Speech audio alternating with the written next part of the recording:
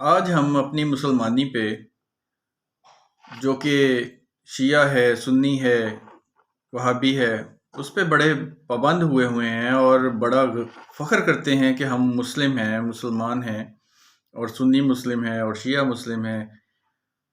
آپ نے کبھی دیکھا ہے قرآن پاک میں حضرت ابراہیم علیہ السلام جنہیں بشارتیں تھیں، جو پیغمبر تھے، جنہیں اللہ کی طرف سے وحیاں آتی تھیں، وہ اپنے لیے اور اپنے بیٹوں کے لیے کیا دعا کر رہے ہیں؟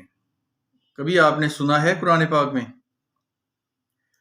تو دیکھیں پھر حضرت ابراہیم علیہ السلام نے دعا کی، ربنا وجعلنا مسلمین لک، اے ہمارے رب ہمیں اپنا فرما بردار بنا لے، ومن ذریاتنا امۃ مسلمۃ لک، اور ہماری اولاد میں سے بھی ایک جماعت کو اپنی اطاعت گزار رکھ۔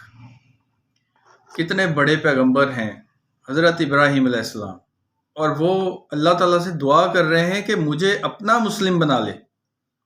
یہاں شیعہ مسلم ہے، سنی مسلم ہیں، وہابی مسلم ہے، دیوبندی مسلم ہیں، کوئی اللہ کا مسلم بننے کے لیے بھی تیار ہے یہاں پہ؟